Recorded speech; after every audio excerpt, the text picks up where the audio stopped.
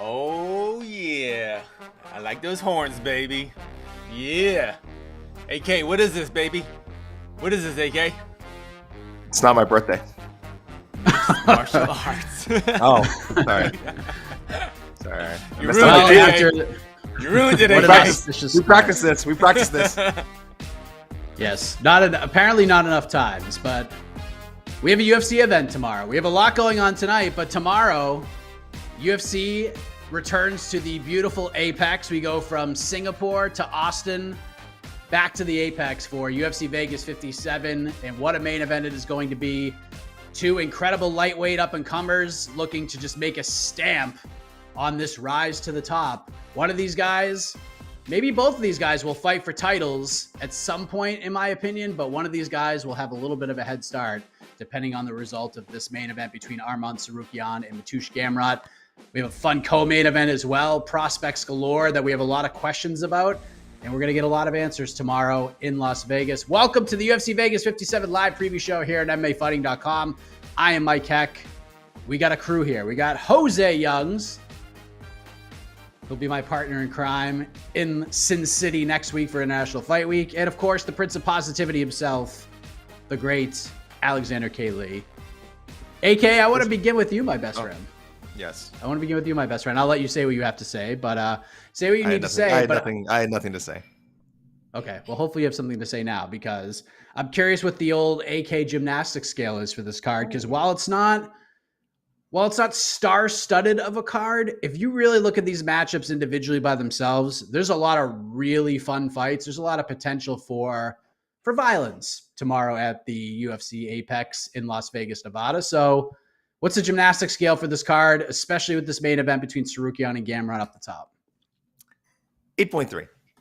8.3. I like this card a lot. The main card, definitely. I mean, the prelims... Excuse me, guys. I'm dealing with a bit of a throat thing here.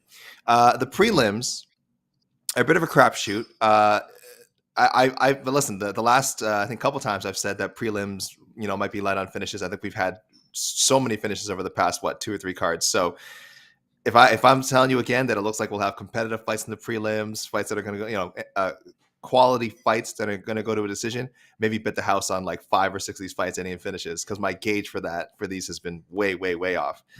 Maybe it'll be different because at the UFC Apex, I don't know. Maybe that's why there's been this uptick in violence, because people have been out in front of the crowds and just going nuts.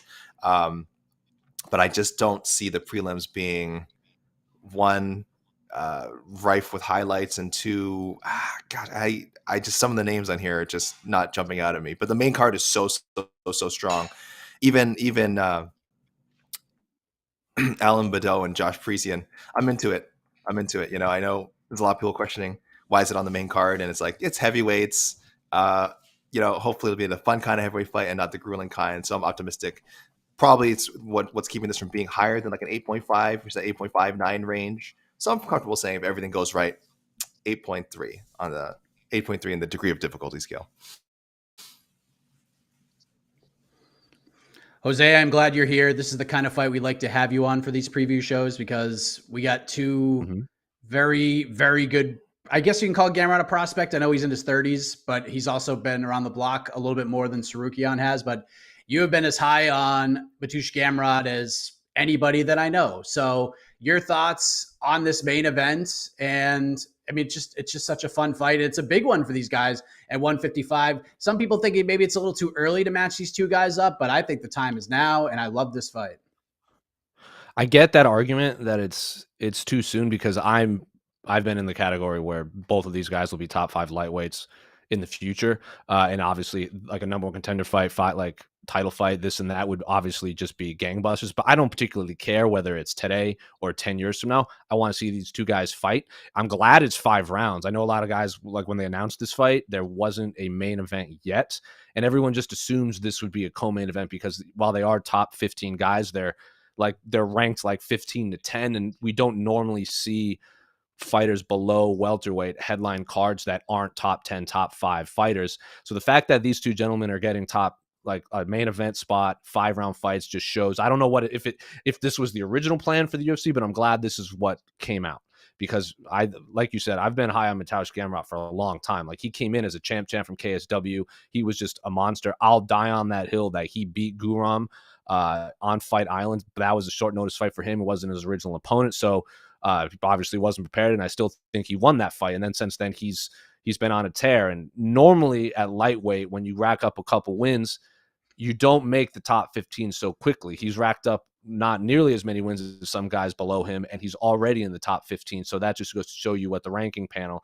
views him and the UFC. Because Yuri Prohaska was a champ of another organization. Manel Kopp was the champ of another organization. Michael Chandler was the champ of another organization. And they debuted in Manel Kopp and Michael Chandler's case, they debuted on the scale and they didn't even have a fight. They were a backup for a title fight later the next day. And then obviously fighters like Justin Gaethje and Eddie Alvarez got those big spotlights, and Mateusz Gamrot did not. He got a monster prospect in his first fight on Fight Island in front of nobody. Not his fault.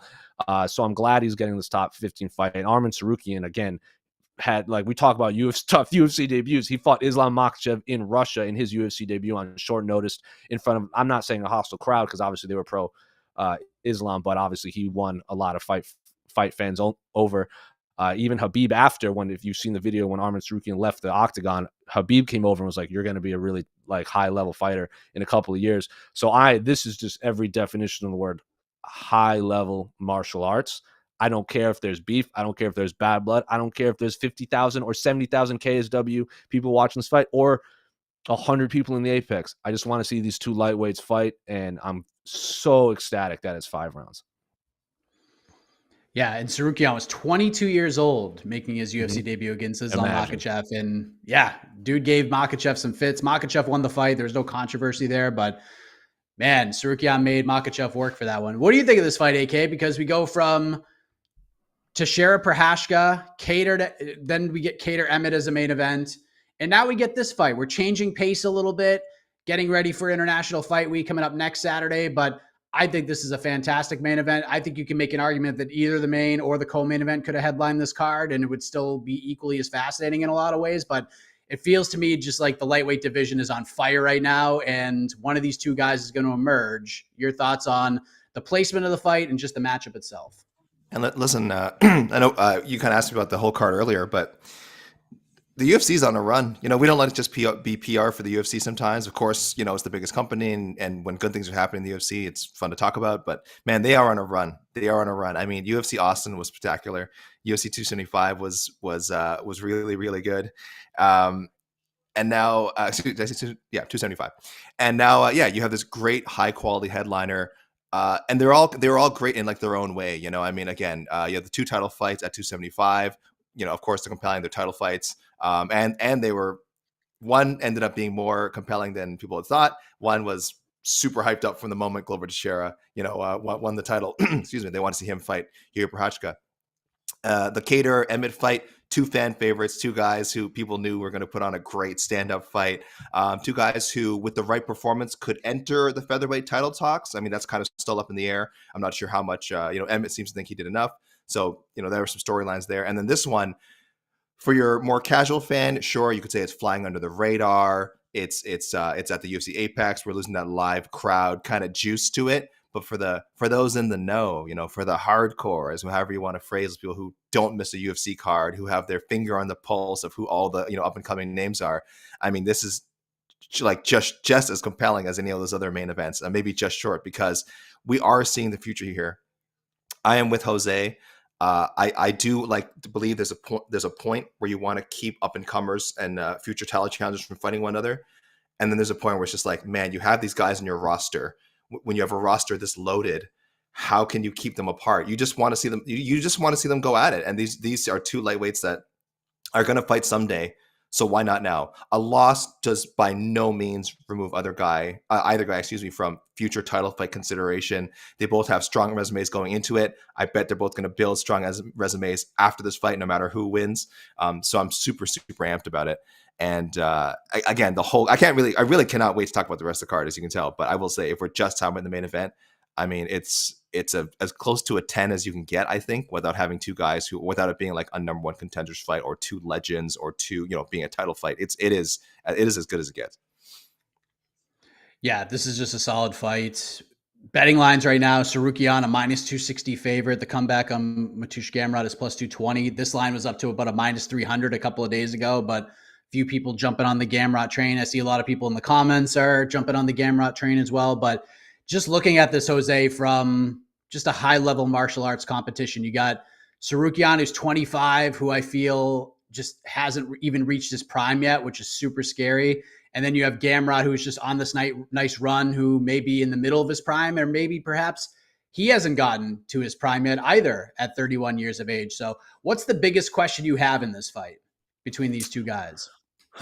That's a really good question.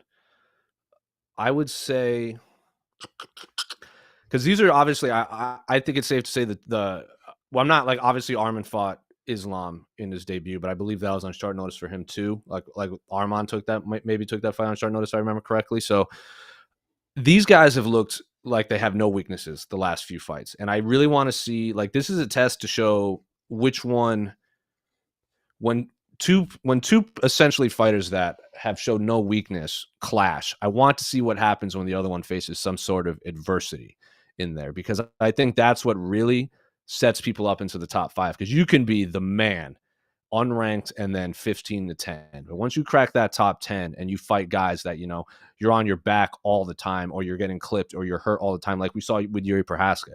He's been clipped a lot, and now he's the champion because he can show that he can come back and win a fight. Same as Charles Oliveira. I think that's my biggest question right here, where when something doesn't go right for for one of these two gentlemen, how they respond. Because, like, if you look at their resumes, like, one of them I think is 7 knockouts, 5 decisions, and like 6 or 7 decisions, and then it's like the same thing for the other guy, like 7-5-6, 7-5-8, whatever it is. So they're even their records are similar, and their outcomes of victory are almost identical, mirror image. It's one of those fights, like, it reminds me of, like, I said the same thing when Anthony Smith fought Glover back in Jacksonville, where it doesn't matter. Like, when you break a fight down, like, oh, this guy has better grappling, this guy has better striking, this guy has better submission, this and that. There's really no guy I can point to that's better than the other one at all of those aspects of MMA. If it goes to the ground, if it's standing, if it's a wrestling match, if it's a Muay Thai fight, if it's a kickboxing fight, they're both equally as talented. So I want to see what happens when one guy gets hurt, one guy attempts to implement his game plan and doesn't go according to plan, what their plan B is and how they do face adversity. Because at that point, that will determine which of these fighters is actually a future title contender in the current, in like the near future, not distant future, because both of these guys can obviously come back and improve and fight for the title down the road. But say Gamrot gets hurt early and he responds and wins, that's a top 7 fighter, same as Arman Tsarukyan. So how each individual responds to adversity would be my biggest question. What about you, AK? What's the big question you have? Everything that Jose mentioned, yeah, for sure. Because I always tell people, like, you know, you're gauging future champions and like people who are really going to last by how they face adversity, not how they cruise to the top. Cody Garbrandt is probably one of the best examples of that. He had a great run to the top, and I'm not saying he dealt with adversity badly, because, you know, he also just like went up to this insane level of competition where he's going to fight guys who were good, you know, going to beat him. But there's an example, like, we didn't get a good idea of just how good Garbrandt was on the way up. It wasn't until he started taking losses, and then we're like, okay, well, now we know where this guy sits, you know, all the time, how close he's coming back. So that for sure matters. I'm hoping both these guys are tested. I'd love to see a back and forth fight, but even if it's one-sided, I do want to see how the loser bounces back. The other thing for me that's really standing out is it's, you know, we kind of have been strategic with how we call these guys prospects, because Gamrot probably less so. He's been around for a while. KSW, he established himself, and then, you know, he just made it to the UFC. I think I would say at the right time of his career. And Tsarukyan almost also doesn't look like a prospect. Like, if you just look at his record, like 6 years under your belt, 7 years to say, as a pro is pretty good. And then you remember he's only 25 years old. So, like, I mean, he does kind of feel like a prospect, right? So, so I would say Gamrot isn't. Tsarukyan's right on that borderline. I wouldn't be offended at all if people were like, "Oh no, Tsarukyan's not a prospect. You know, he's just a contender now." I agree with that. It's just crazy to say a 25-year-old guy as talented and seasoned as him. So I wonder. So that's what's gonna that to me is a factor. Is how much of a real experience gap is there between them? Gamrot is older. Gamrot has been a pro for longer. Gamrot has a few more professional fights under his belt. Gamrot, I would argue, again, had the stronger pre-UFC competition. Not to take away from some of the leagues that Arman fought for, but I do think, you know, I do hold KSW up pretty highly in terms of esteem, in terms of prestige. and the quality of guys that they signed there. But again, I don't know. I don't know if I can say 100%. Oh well, Gamrot clearly has a stronger resume and clearly has the experience advantage. It could be closer than I think. And while that's kind of an intangible thing to be able to find out, I think when you watch how Tsarukyan like handle situations, how he adapts, and again, that whole adversity question, we'll know like how much that PAX experience really helped him, because we know Gamrot has been in there with some, again, I would say some higher quality, more experienced guys. So Tsarukyan, we'll find out. We'll find out how much his past fights have really helped him. So that I'm really fascinated by, the difference between like what looks like experience on paper and what is sort of a real practical fighting experience.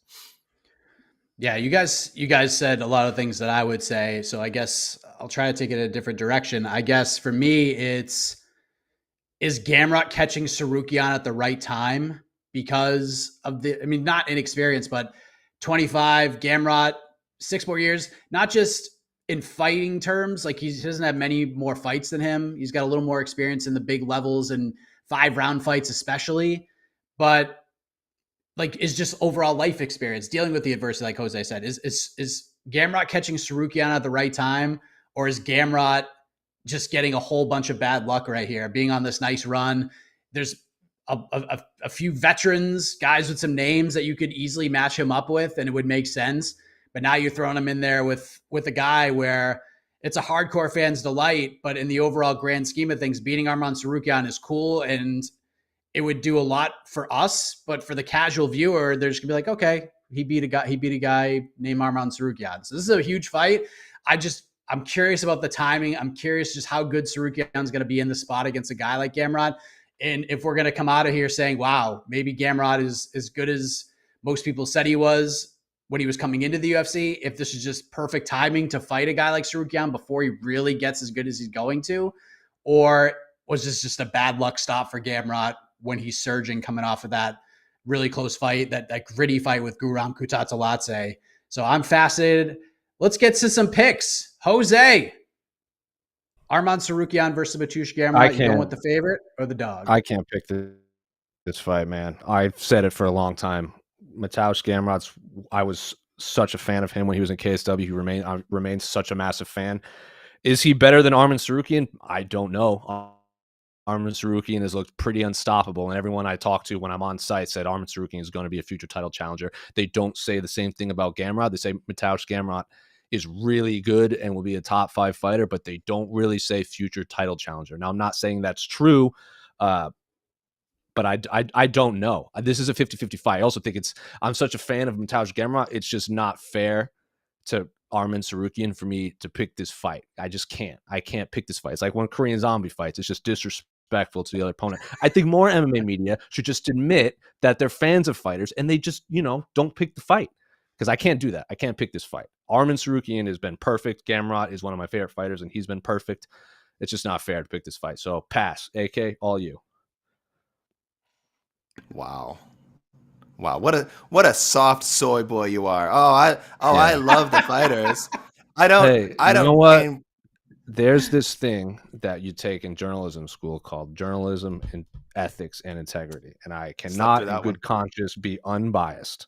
Slept through that class. So yeah, slept through that class. When you're I'm one of those guys. When you're as talented as I am, you don't read half the material. You skip most of the classes. Usually you're just hanging around, getting high in the yard. I mean, I'm not, what can I say? I got a, the yard, the community center, the community college yard, which is where I got my papers. I'm not good with words. I didn't do well in school. Listen, I skipped classes. This is what happens. Listen, I enjoy watching. That was not a horrible line. Unlike Jose, I lack empathy as a human being. I enjoy watching these human beings batter each other for my amusement. I'm sick like that. We all know this. This is all. I'm not telling you guys anything new. So I'm happy to say who will inflict more pain and punishment upon another person and win their fight. I've been pretty high on Tsarukyan. Gamrot as well, of course. But I've been riding the Tsarukyan train for a while.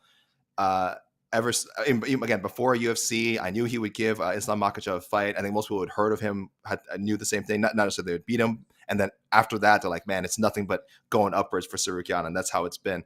what a stiff test this is.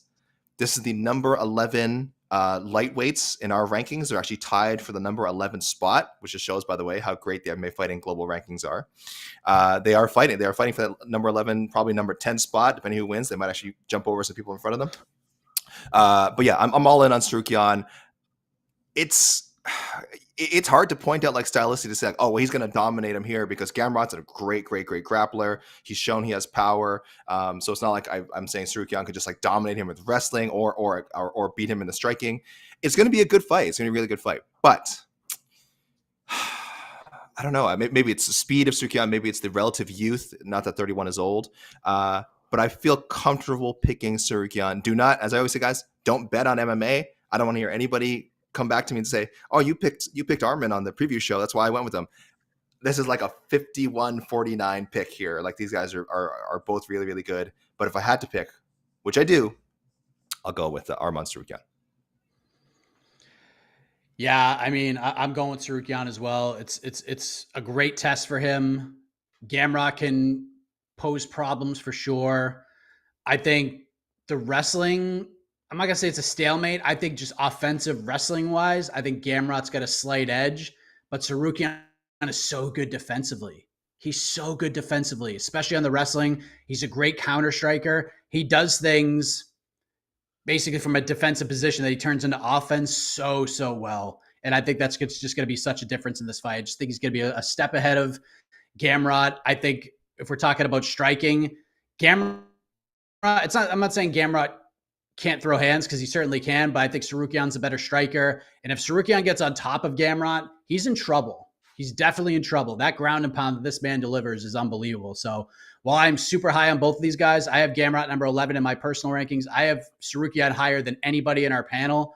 I have him at number 8, and I think it's for good reason. So I think this is going to be a fun fight. I think it's going to be competitive at times, but it wouldn't stun me to see Tsarukyan win this fight 49-46. Now, when this fight gets to the later rounds, that's when things are going to get a little bit interesting for me. How is Tsarukyan going to pace himself over 25 minutes? Does that change things? So that's another big question I have. What happens if we get to round 4, if we get to round 5?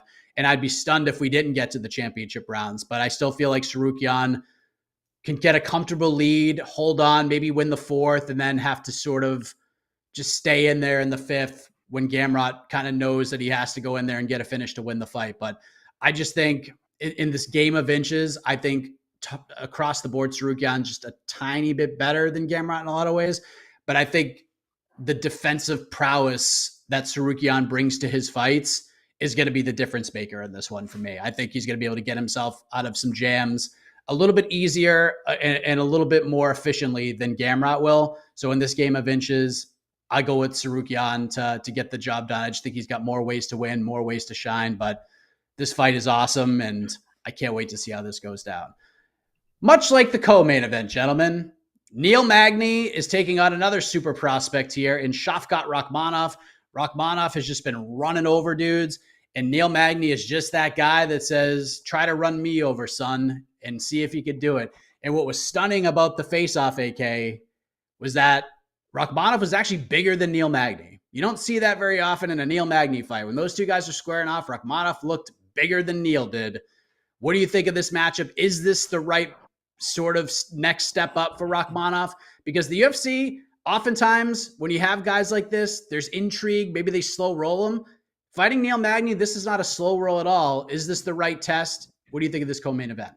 Again, the MMA fighting global rankings have worked their magic, Mike. Shavkat Rakhmonov is currently tied for the number 13 spot in our rankings with Bellator champion Logan Storley and Jorge Masvidal. I know there's a lot of people who are like, why is Jorge Masvidal still up there? It's because people like me who are still ranking Masvidal. I don't apologize for it. And above all of them, at number 12, one Mr. Neil Magny, who I've constantly underrated. So with that said, I think people can know that I am leaning in the Rakhmonov direction. This is another guy I've definitely been drinking all the Kool-Aid. I'm all in on. I just love everything I've seen from his all-around game.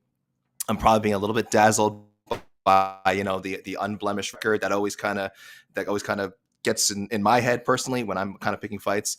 And Neil Magny. I mean, look, people look at his record and say, oh, he's lost 7 times. I mean, he's been fighting nothing but the best of the best for ever since he's like gotten the UFC. He's 1 win away. He's 1 win away from breaking a tie with Georges St-Pierre, GSP, guys, for the most wins in welterweight history. He'll probably get it someday. I don't think it's going to happen on Saturday. I love Neil Magny. He's going to give you a hard 3 rounds or 5 rounds, whatever you demand of him every time. He's such a difficult out. I think someone with Rakhmonov's grappling background, though, can control him, can bully him on the ground. I like so that's because we have seen that happen to Magny before. I know you're right; he gets better and better all the time. We've seen like, oh well, this version of Neil Magny wouldn't have lost, fights that the Neil Magny of 7-8 fights ago, would have lost, and that's fine. I think we're seeing a great version of Neil Magny. So this is nothing against him. This is again just like with Tsarukyan, the level that I think Rakhmonov is at, and how quickly I think he's going to ascend to a title shot. I mean, he beats Neil Magny, let's say convincingly. Let's say he gets a finish, which I think is entirely possible. He's maybe, depending on how things shake up at the top, it's tough because welterweight, once you get to the top 10, is like molasses up there. 2 more fights after this one. 2 more fights to get a title shot. So he'll have to go like 6-0, 7-0. I think that's reasonable. I think that's what most people would expect. Certainly things can happen that could move other contenders out of his way, but my conservative prediction would be he wins on Saturday, a couple more big wins, and then no matter who it is that has the title at that point, Rakhmonov's getting a shot. The betting lines on this are really interesting. Not that that's something you really pay all that much attention to, Jose, but at least you get to see how the people who are putting money on these fights that look at it from that perspective are looking at this. Taking Umar Nurmagomedov off of this card altogether, which he's not, but just for the sake of this question, Rakhmonov, the biggest favorite on the card, -410 against Neil Magny, who comes back at +330. You're shaking your head. Sounds like a stunning number, is it not? That's very bizarre, considering, Neil Magny has almost every win record in welterweight history, or tied or second or third or whatever. So someone that's what is he, 3-0? Shavkat's 3-0 in the UFC, correct?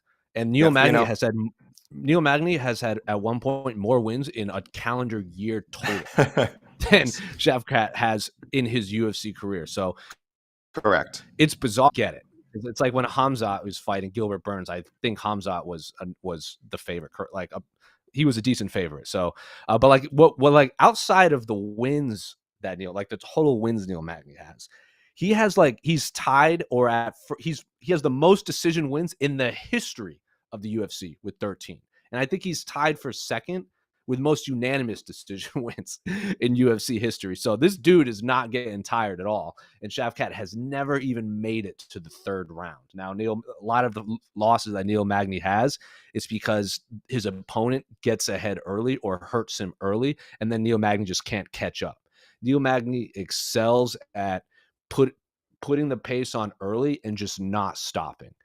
He's shown that if he can't do that and his opponent does that to him, it's not going to be a good night for Neil Magny. He got hurt early with Santiago Ponzinibbio. He got submitted by RDA fairly early, if I remember correctly. Michael Chiesa is essentially just fought Neil Magny the way Neil Magny fights people. And then Lorenz Larkin just kind of beat the soul out of him real early en route to a TKO win. So if he can implement his game plan in the first 2 rounds, or at least the first round and a half, that's going to be a rough night for the Uber Proxfest and Shavkat Rakhmonov. And I'm not saying that's going to happen, but if Shavkat hurts Neil Magny in the first round but doesn't finish him, it's going to be tough because Neil Magny has shown that if he gets hurt, it's probably not going to... the Hector Lombard fight, I'm going to use as an outlier because Hector Lombard just kind of blitzed him and then got exhausted after 1 round, and then Neil Magny took advantage of that. I don't think that's going to happen to Shavkat because I don't think he has the lack of gas tank that Hector Lombard had when Hector Lombard was cutting to welterweight. So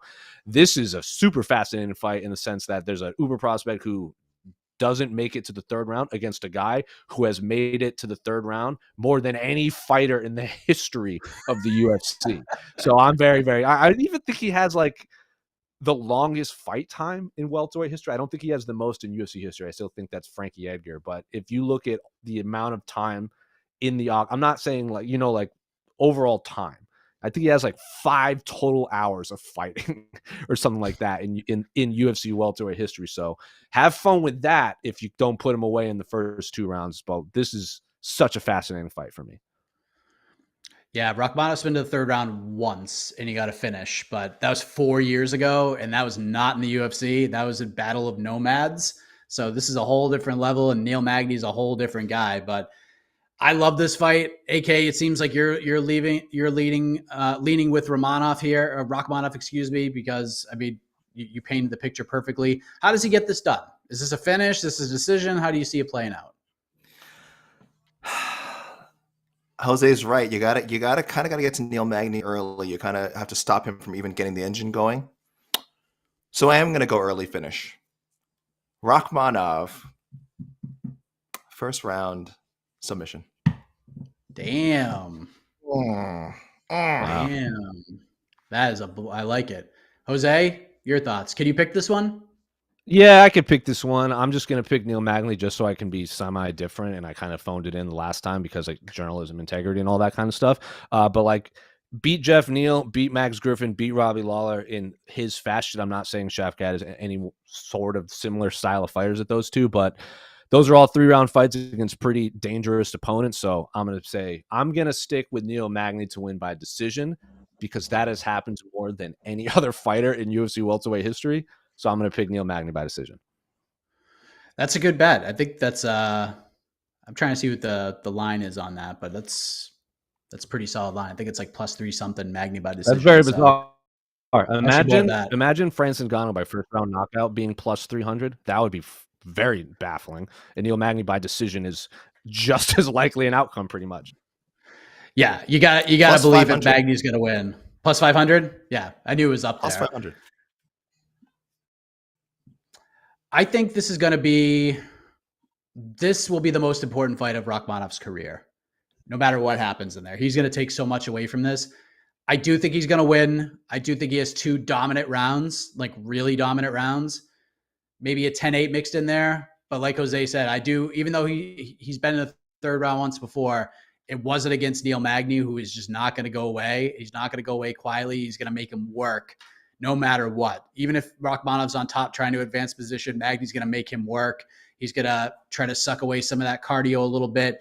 And I think Magny will have himself a nice 3rd round, but I think Rakhmonov will get it done. I think he'll win a decision and he moves on to bigger and better things, but it's a fight that I don't know if this is going to be like a slow your roll fight. Because, I mean, even after the Chimaev Burns fight, people are like, oh, come on, you guys overhyped this guy. Goes out and has one of the best fights we've ever seen in a 3-rounder against a guy who fought for a world title not that long before that. And we were questioning the rise of Chimaev and questioning how good is the hype actually real? Is there holes in his game? We're asking all these questions, even though it seems like Chimaev just didn't go with the game plan at all. So I think Rakhmonov's going to get a nice solid win. He's going to come out of this with a victory, and hopefully some people are just going to understand that Neil Magny is way better than at least the bettors are giving him credit for in this situation.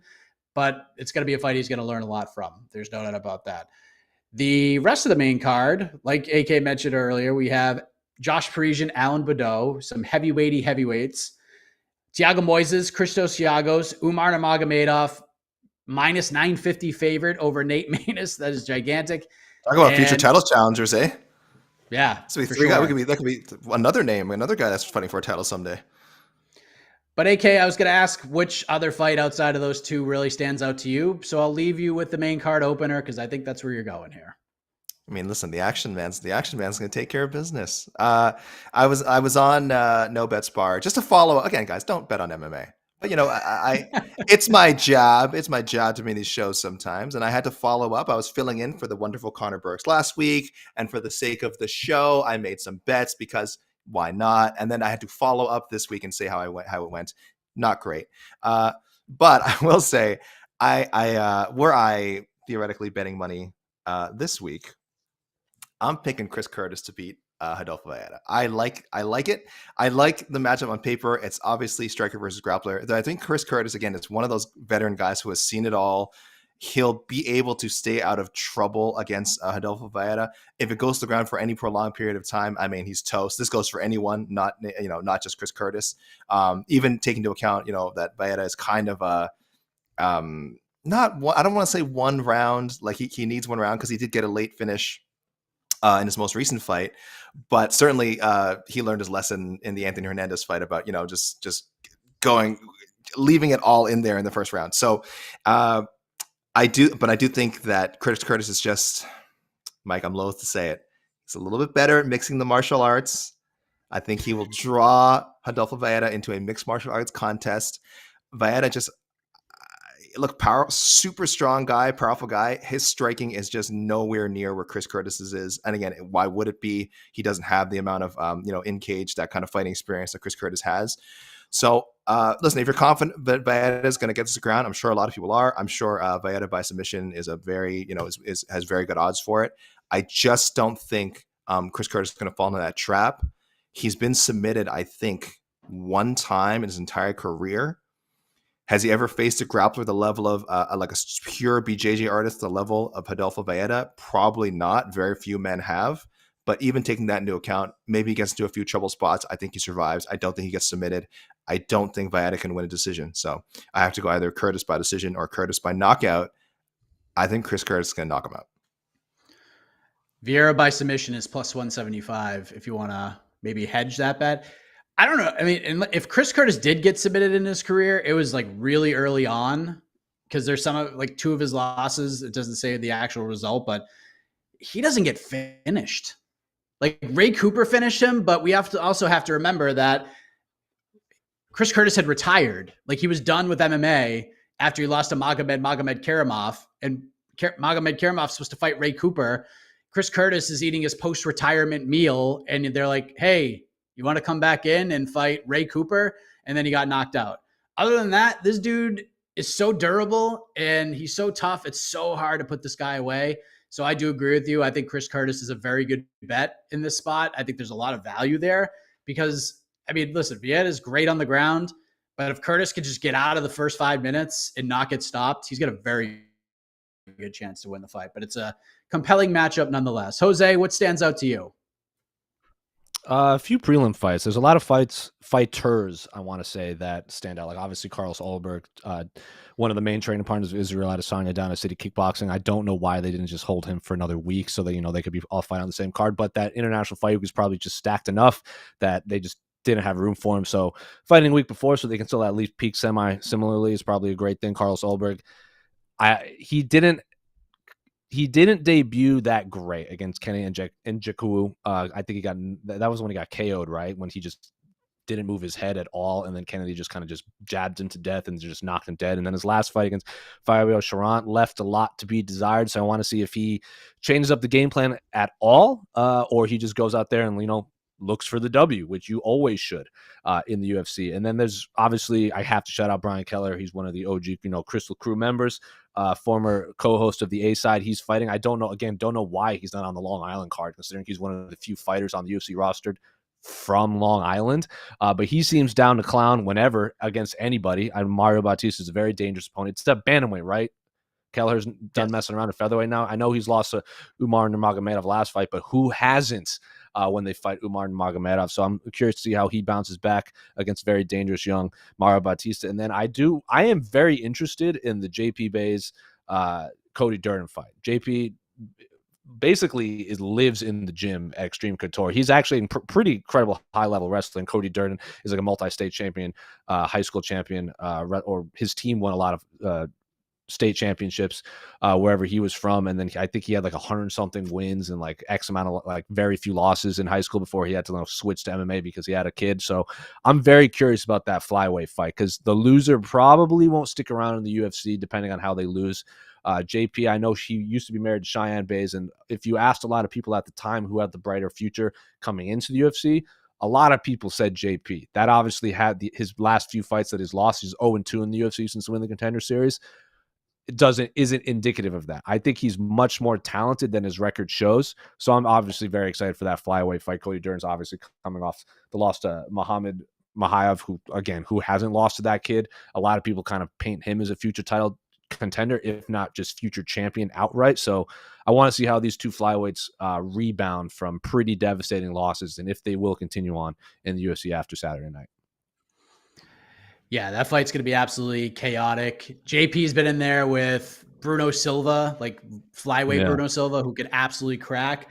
And then his second fight, short notice, he goes up to 135 and fought freaking Montel Jackson, who has hands the size of Brock Lesnar, and he got knocked down like 100 times and still didn't get finished in that fight. So if you got to take some pride somewhere, take it there. That fight's just going to be like a couple Tasmanian devils rolling around with dust flying. That fight's going to be absolute pure chaos. That's probably my pick for fight of the night. I think Tefan and Chukwi, Carlos Ulberg ain't going to be pretty, but it's going to be pretty fun. Hey, any fight with Carlos Ulberg is pretty. Did you guys see the weigh-ins? Oh yeah, well, I is it? Listen, is it? How can a human being like actually glow? How is it possible? Did you guys see it? Like he stepped. I swear to God. I believe he turned down a role on the New Zealand Bachelor. If I remember correctly, because it wouldn't be fair to the bachelors before or the ones who came after. It would just like the show would be over. I swear, I am. Listen, it is people watching. Don't objectify fighters. All right, certainly people in the MMA media shouldn't do it. This is all guys. This is between you and me, and you, Jose, Mike, me, and you guys watching. Okay, this is all just between us. That man glows. Like he has a physical glow. It was weird. It was crazy. I swear. I was like rubbing my screen. I'm like, is my screen smudgy or something? How can a human being actually glow? It's not. I've never glowed in my life. I've never had that shine like a Carlos Ulberg. So I'm just saying it is disturbing. I don't know how it's possible, but I swear I saw it this morning at the official weigh-ins, and I just don't know how to explain it. I'm shining right now. My head is shining because it is 587 degrees in Command Center 4.0 because we haven't installed the air conditioning yet. So I don't want to hear nothing about anything being hot out on the East Coast over there. It is 106 today out here in Arizona. We're 100 right now, but there's no AC in here at all in this room. Yeah, there's no AC in here at all. Not yet. Hopefully by the time we get back from Vegas, we'll be able to cool off a little bit, but we fight on through. Let's go to the peeps, Casey. Let's see what the peeps have to say about UFC Vegas 57. There he is. Hello. Second baddest stash in MMA media behind Randy Costa. Oh, speaking of glowing. It was a different stash. He has more of these. I'm working in a saloon in the Wild West. Or like, you know, it's a difference. In an official mustache contest, they would not be in the same categories. You know what I mean? You would not. You know what I mean? They're not competing. Yeah, there's different. Like I Westminster Dog Show. That's what I was saying. Dog show. Assume, but like in a dog show or like a bodybuilding competition, you do have the categories, and then you just have overall. It's so best regardless in show, of their same way, best in show. So. Well, eventually, if Casey does win and Randy does win, they would have to face off in the ultimate pose down at the end. That's not. We didn't get it. We'll get there when we get there. Yeah, but that's stellar. Next BTO. All right. Oops. Hold on. Is this the best prospect versus prospect fight in a long time, AK? Oh, go to Jose. This is a Jose question. I'm sorry. You got to go to. My memory is garbage. So. I'm gonna have to actually click back. This reminds me of like when a young Max Holloway fought Dustin Poirier. I know they were both really young, but those two eventually ended up fighting again for an interim title. If you tell me in like 6 years Gamrot is fighting Arman Tsarukyan for an interim title, I'd be surprised that Gamrot is still fighting because I think he'd be 40 at that point. But it could happen. So probably something around there. Again, my only caveat is calling. It's just weird calling. I think Gamrot is not a prospect, right? Jose, Gamrot, Tsarukyan, I'm fine. His age, he's so young.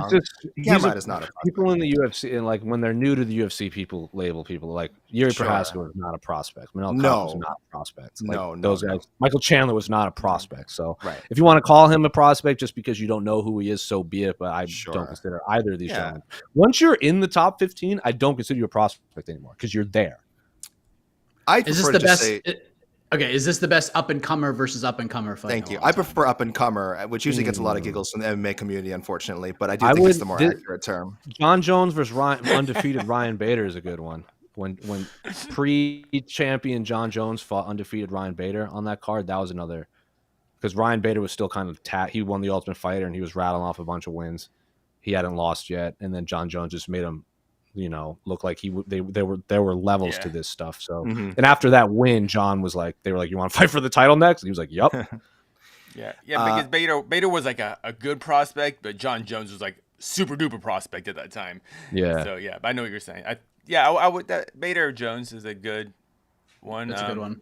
But what I like about this fight, the up and comer versus up and comer, is like fight night main events usually aren't like this. That's why I feel this is kind of unique, and I know there was some moaning about this main event, but I love it. I love what the UFC by making this 5 rounds. I think it's just perfecto. I think just repeat what you guys said earlier. Yeah, and we always say we want to see future like title challengers put in 5-round fights. It's always weird how they're like they don't want to put these guys in main events or into 5-round fights until they absolutely have to. And it's like, why not? Like, I don't understand. Aren't you testing to see if these guys are championship fighters? Then you should give them like the chance for 5 rounds. It's always really strange. Yeah. Would you consider like when Rose fought Paige in that main event? Paige hadn't lost yet, and Rose was coming off. I don't know if she had lost to Carolina yet. But that was that felt like they were obviously looking back, there were levels, but at the time they were both on the rise undefeated, and then they fought in the main event. Rose wasn't undefeated. She had already lost. Yeah, well, I mean in the UFC, maybe. I don't know if Torres, she had already lost. Rose had already lost. Carla. Tisha. Yeah, Tisha as well. No. I know what you're saying though. I consider Rose a high level prospect. I considered Paige even at that time. Yes, just someone who was very hyped. Well, I guess what I'm saying is like I'm not saying like they're like Paige was going to be a future champion ever, but that was a main event. Is what I'm like. Remember how we're talking about like that doesn't normally headline fight nights. That headlines the fight night, and the next day or the day before was Chad Frankie, and the day after was Connor Aldo. So like Rose and Paige headlines on that same week. You know what we were robbed of this year that would have been up there is the Evloev Topuria fight. It wouldn't have been quite a Tsarukyan Gamrot level, but man, that Evloev Topuria fight, I was like, that's 2 future title challengers right there. I was so excited for that fight. I hope we see it someday. But why I like this fight even more is because it's a main event, and so it's not. I don't want to say waste is not the right word, but it's not buried as just another fight. Like this is a featured fight. Where the fact that if this wasn't the main event, we would be talking about it, a couple minutes, but now since it's main event, we're dedicating most of the show to this fight, and that's exciting for these fight.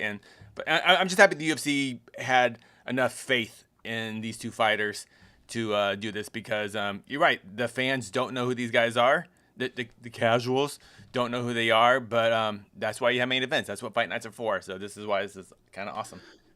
Trust me when I tell you this, you will not be disappointed with this fight. This is not going to be a stinker. Oh no! Even like either Tsarukyan's going to win in devastating fashion, Gamrot's going to get a finish, or these 2 are just going to get after it for 5 rounds. Either way, we're going to walk out of here with a lot to talk about after that main event, and we're going to know so much more about both fighters too. 100%. 100%. That's the exciting part. Yeah. You know what will pass this is when O'Malley fights Adrian Yanez eventually. That fight's gonna be more hyped, and that will be a main event for sure. Make it happen, please. Maddie's got a tough fight next week, so let's see.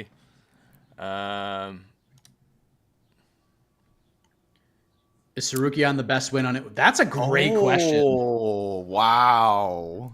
I think here's what I'll say about this. I think when we look back on the career, I think when we reflect back. Because right now, if we look at it from rankings, Dan Hooker's the best win.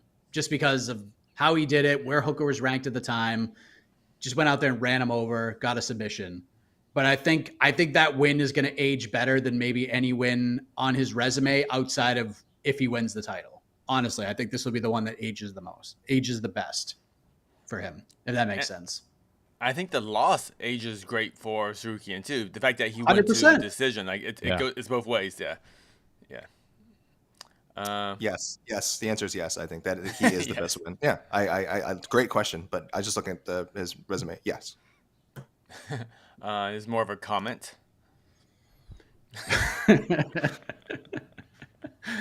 Or it would be if Mike, if it was in UFC Paris, as our Jed Meshew has lamented multiple times.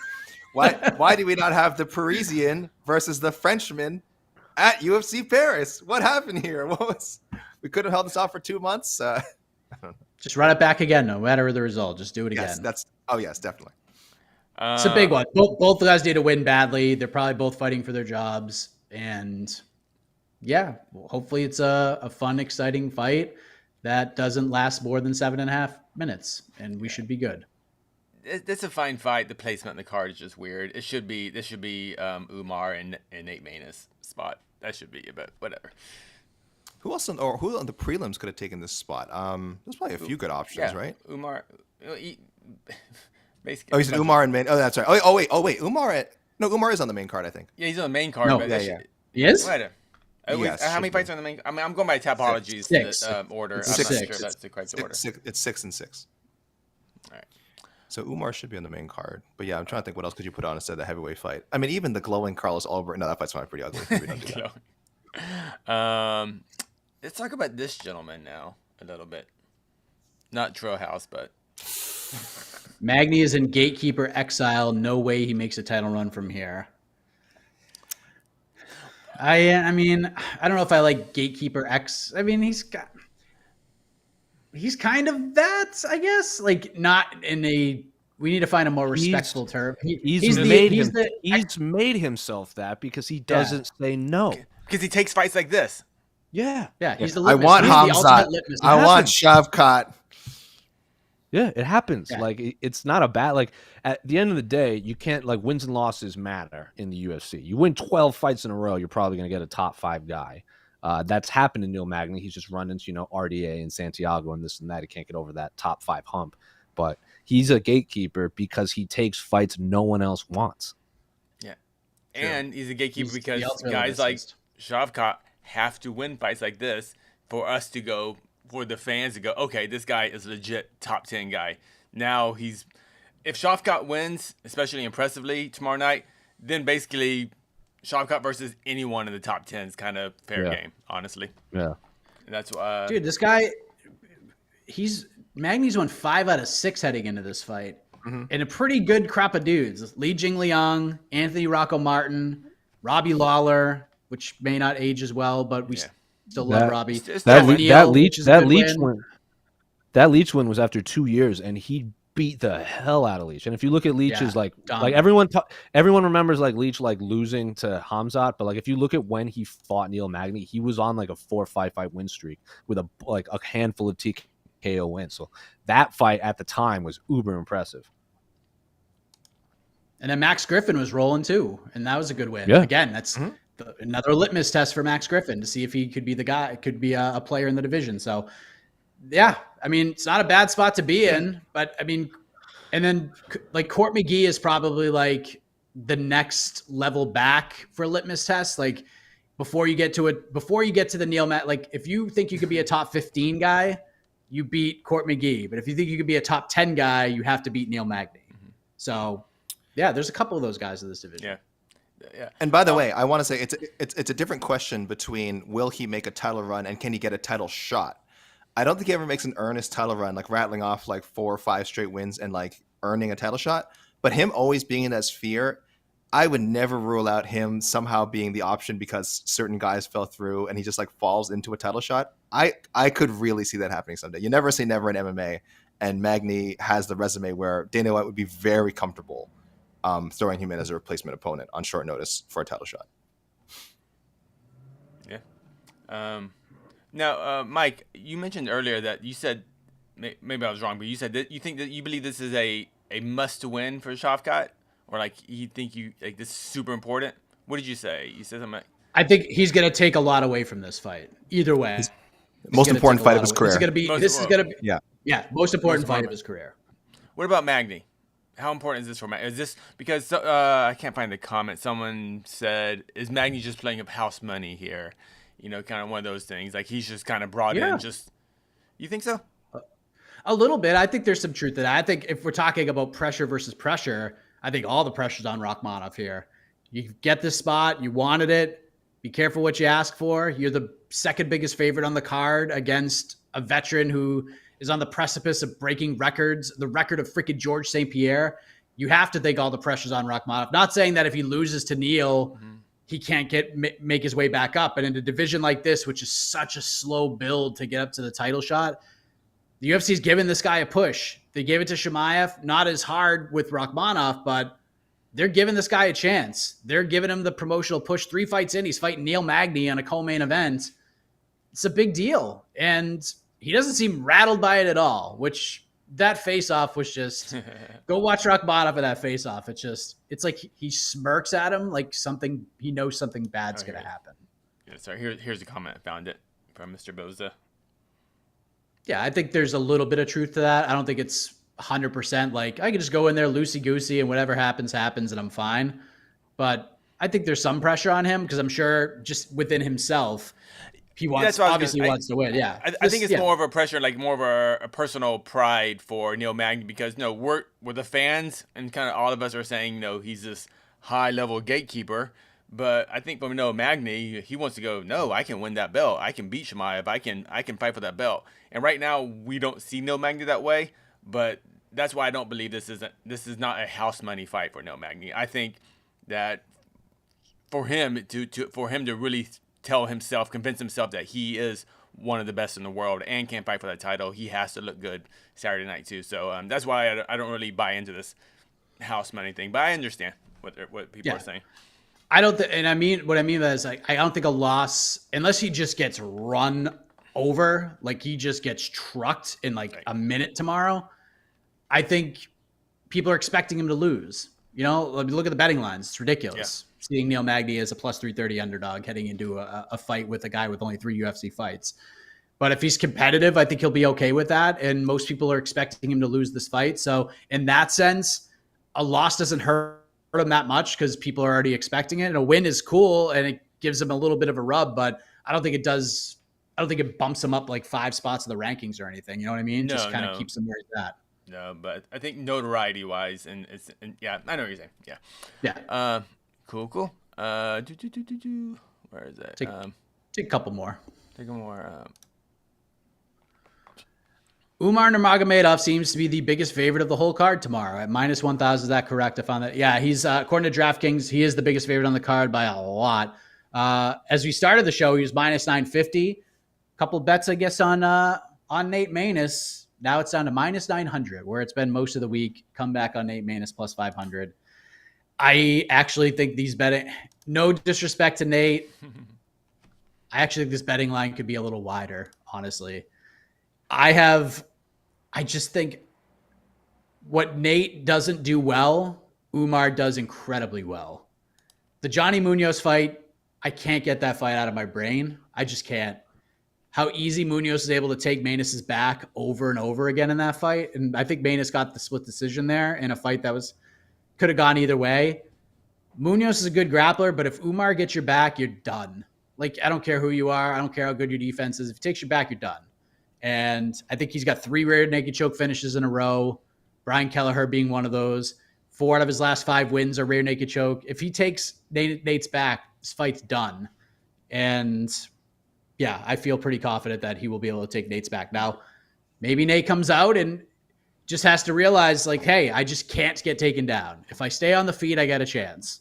But you have to think at some point Umar's going to get him down, and then things get a little hectic down there with a guy like that. So I think the line could be a little wider, but Nate's good, man. Nate's a good fighter.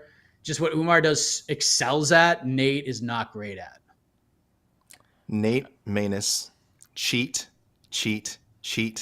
Use the Tim Elliott method of dealing with these, elite wrestlers. Grab a glove. Listen, grab the fence. Grab the fence. You get a freebie, maybe 2. Maybe Chris Tione's your ref. Hold on to that. Double fist that thing. You could be hanging on to that back. Yeah. Double fist that thing. And if he takes your back, kneel over and ram his head into the fence using whatever it takes. Because when you're I think minus 1,000 or minus 950, minus 900, whatever it settles at, is a little crazy. Those are Bellator odds. Those are PFL tonight odds. It's very high. How often do we see that? Those are UFC odds, man. This is. How often do we see in non-title fights a minus 1,000? Like in a non. What is Thiago Moises? He's about the same. What is he? Like? He's got to be at least a minus 800 over Giagos. Yeah, he is not. He's minus 255. Wow, that's great. Thiago is really good. Yeah, You- and no, but plus you know- 1,000 is crazy. 1,000 means a 10-1 favorite. You don't see that almost anywhere. Again, except on What Bellator did undercard. what did Like- Anthony Smith said when he was like at one point someone had him as like a plus 1,100 against John Jones or something like that? He goes, Oh yeah, that's like he's like someone asked him that. He goes plus 1,100. That's like bringing out a corpse to fight someone else. Like, and he's right. Yeah. And that's a title fight. Again, we see these odds in title fights. We see this with Shevchenko. She's had multiple fights where the opponent is minus 1,000, 1,100, 12. Or she's minus 1,100, 1,200, whatever.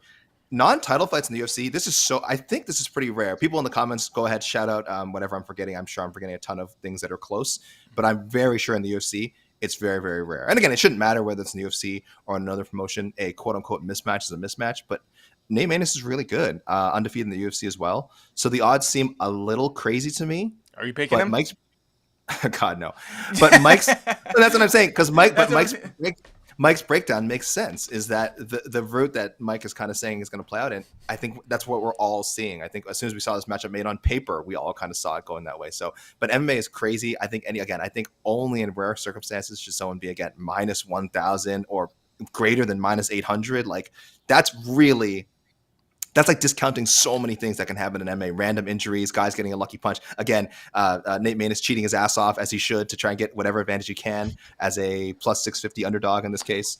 Yeah. What was Romanov over Chase Sherman? Oh, good question. Good question. I think it was Dude, around that that. 20 Right. 18 minus 2,500 or something crazy. It was Like around that? that. No, stop it. Was he? I'll look it up right now. Because It was ridiculous. I'm bringing up memories. We've had this conversation before, and I remember. Yeah, it was Romanov and Chase Sherman. But that was also late notice replacement. I mean, those guys are nowhere near each other in the rankings. I think Umar and Nate Maness are a little bit closer to each other in the rankings. Maness's record is much more He impressive closed- than Sherman. Chase Romanov Sherman wasn't closes even a in the minus UFC when he 2,500. took that fight. I'm sorry. Chase Sherman Chase was Sherman- cut and then came back. Yeah. Just to He fight. wasn't. Like, He that's wasn't why in that the line UFC. was Yeah. closed. So I'm saying full camp, full notice, like regularly scheduled fight with these kind of odds almost never happens. Yeah. So right now on Tapology, which are just straight picks, Maness 5% of people. 5%? 5% of people are. That's picking him to high. win. For the odds, that's high. 5%. Yeah. Like that should be like 2%. Yeah. For how do you say Giago? How do you say his Christoph name? Jagos. Jagos. Yeah. 8% are picking him, and Neil Magny is at 11%. Wow. So just kind of give you those are just straight picks. No money Yeah, on the line, yeah. just more. But yeah, interesting. Giago's 8%. So that's not far off from. Yeah, that's why I was wow, asking that's about the odds because I saw the Sure, straight picks. sure. I was like, oh, okay. Wow. And here, real quick, before we head out.